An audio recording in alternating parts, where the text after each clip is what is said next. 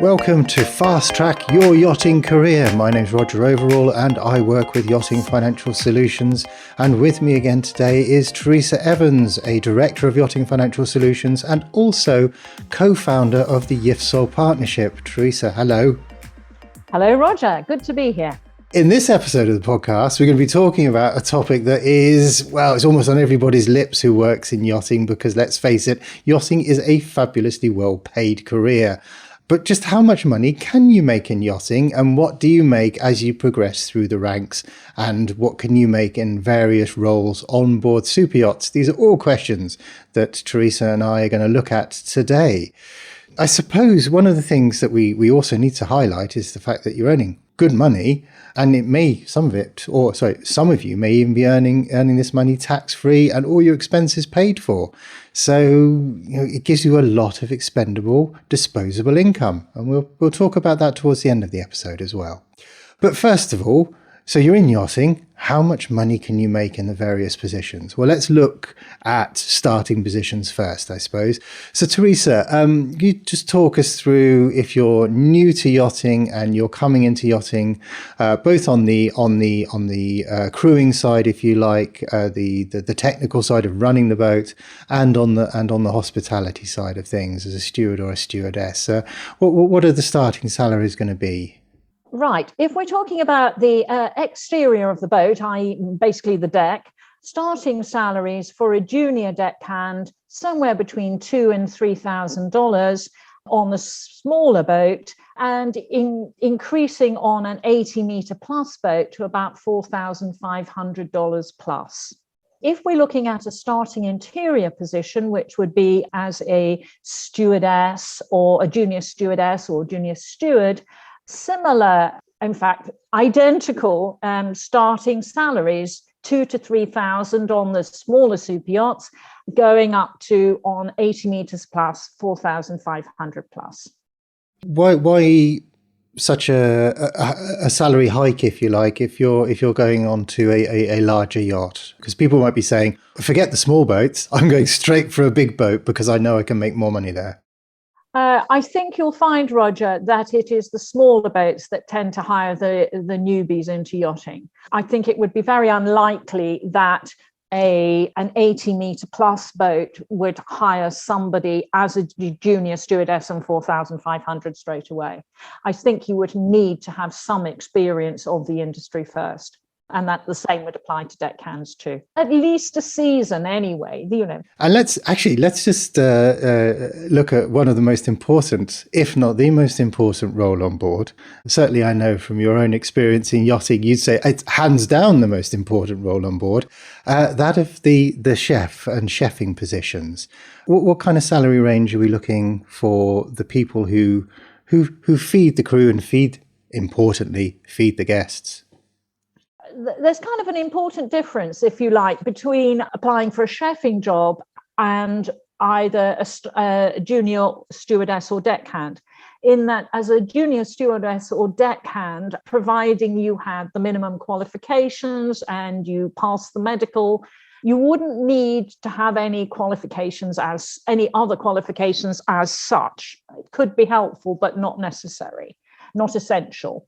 For chefing, the salary is going to depend much more on your chefing background and your qualifications.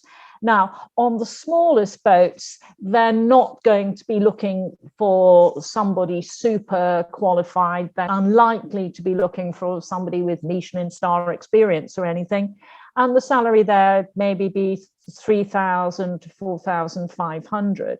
On an 80-meter plus, it would be 7,500 plus, and the plus could be really substantially significant, but again, very much depending on the qualifications that you have.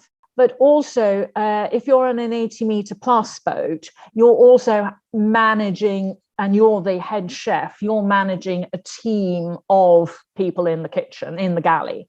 There's probably a crew chef, there's probably a second chef, and there may be some other help as well. Where on the smallest boat, you're probably the only food provider. You'd be cooking for the crew and the guests. Okay, let's look then literally at the engine room of the ship. We'll come to the brains of the ship in a minute, the bridge, if you like. But let's just look at the engine room, and you've got the chief engineer and you've got various engineering positions. So what kind of salary ranges can people who work in the engine room expect? Well, again, I mean, all boats, it's absolutely mandatory that they have engineers, and so clearly the better qualified you are, the better your starting salary is going to be. If we look at, say, a chief engineer, which on the smallest boats you're probably the only engineer on board, so that's sort of between 20 and 40 meters, the salary is likely to be between $4,500 to $8,000. However, if we look at the other end of the scale, sort of 80-meter plus boats, then your salary is likely to be sort of $12,000 a month plus.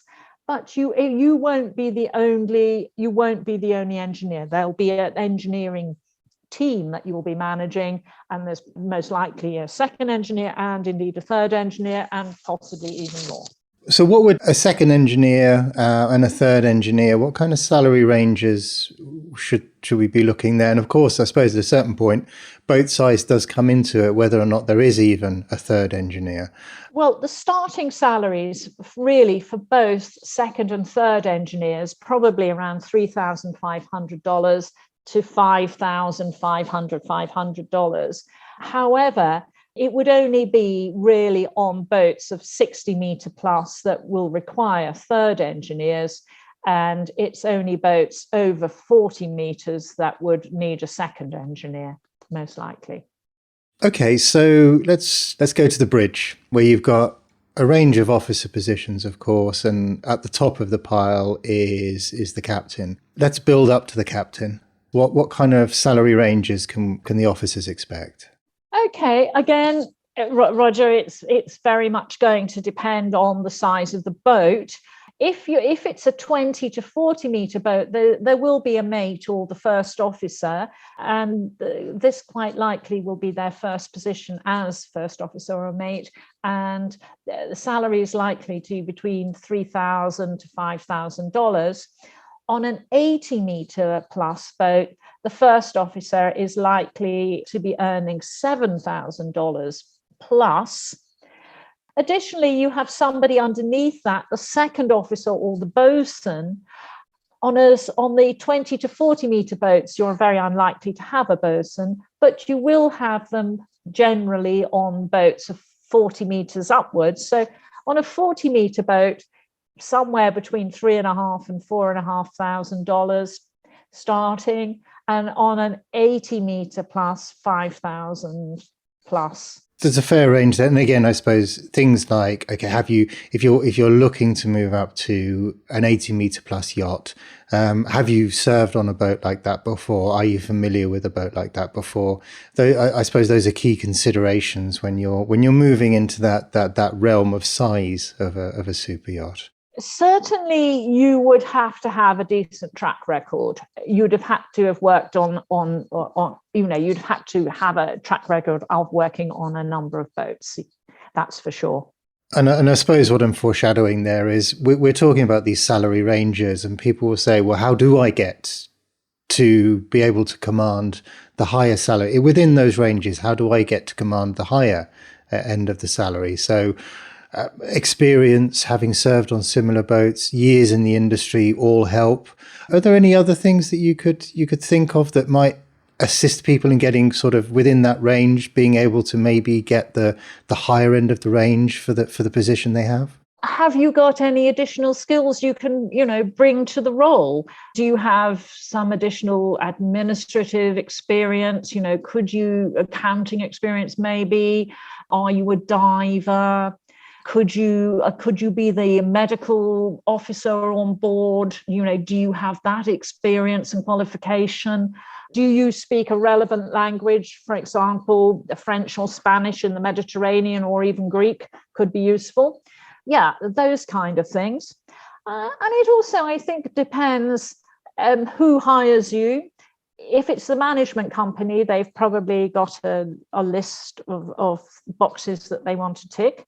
If you're being hired directly by the owner, it may well, of the boat, it may well depend also how well you get on with him or her, how much salary you can command. Let's look at the top of the pile. What range would a captain on board a super yacht command in terms of salary? Well, at the lower end, between 20 and 40 meters, somewhere between $4,000 and $10,000. Sometimes on these smaller boats, the captain could be / engineer as well. So that might help you boost your salary a bit if you can do that. On an 80 meter plus, we're talking $16,000 a month plus, and it could be really considerably more. And that is going to depend, as we've already touched on, both on tangibles like your qualifications, length of time in the industry, employment history, testimonials, and so on. But it will also depend on the intangibles, how well you do get on with the owner of the boat. Do you have experience of running a successful charter boat? Do you have a good track record of keeping an effective crew? All of that kind of thing are going to make a difference to your salary package. And just to remind listeners that we have a comprehensive overview on the Yachting Financial Solutions website of all the salary ranges that we've discussed so far in this episode, salary ranges for position and also categorized by boat size. So you can find that on the Yachting Financial Solutions website at yfsol.com, YFSOL.com, and just go to the Fast Track Your Career tab on the menu, and you'll find this and loads of other information to help you, guess what, fast track your career in yachting. So just one thing that we should touch upon, really, because I'm from a land-based background and I hear these salaries and I think, my goodness, that's a fabulous salary to be on. Even at some of the very junior levels, those are very good monthly salaries to have. And then you tell me, well, a lot of crew could be earning this tax-free. They may well be earning this money tax-free. Plus, of course, they don't have any of the everyday expenses that a lot of people who have land-based jobs have as well. Look, forgive us this little plug, but Teresa, what advice would you have to somebody earning that kind of money, potentially tax-free, with really a minimum of expenses? We've talked to multiple yacht crew over the years, and virtually everyone we have spoken to has agreed that this is probably the best financial opportunity they'll ever have to really build up some substantial capital. So the key point is you're earning a great salary and you actually get to keep virtually all of it. So then it's up to you to make sure that whilst you do enjoy yourself, you have one eye on the future and you save as much as you possibly can, because this opportunity you get in yachting is potentially life-changing. So at the point where you leave yachting, you can then move on to the next stage of your life, your ideal or dream life. That's a tremendous opportunity, isn't it, Roger? Look at it this way. People who have a land-based job, they work until they're 65, 70, maybe a bit later. And what they're aiming for is to accumulate, say, roughly $1 million, between $750,000 and $1 million. That's what a lot of people aim for. Well, over the course of a yachting career, which could be 10 to 15 years, you can do that already. And you can do that 20, 30 years ahead of people with a land-based job. It is an incredible opportunity to build up that financial platform so that you can live the rest of your life as you want to. Doesn't mean you'll never have to work again, but it certainly means you won't have to take a job again that you don't want to do, and you'll be able to drive your life in a direction that fulfills you and brings meaning to you. And who doesn't want a meaningful life? So it's an incredible opportunity, Teresa. It really is. It's just remarkable. Our objective is basically to ensure that and encourage as many people in yachting to build up their financial independence while they're in the industry, so that then they can move on to living a life on their own terms. Basically, they will be in the driving seat then of what they choose to do. Exactly, which is pretty much what the life of the super yacht owner is like. Okay, you're not going to have super yacht owner money. You're not going to be that wealthy. Just, temper your expectations, but you will have that freedom. And believe me, freedom, my goodness, the freedom to do what you want with your life when you wake up in the morning to when you go to bed is just incredible. What an opportunity. Don't waste it.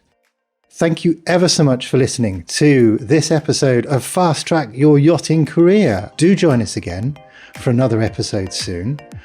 In the meantime, stay safe and safe sailing. Exactly. Bye, everybody.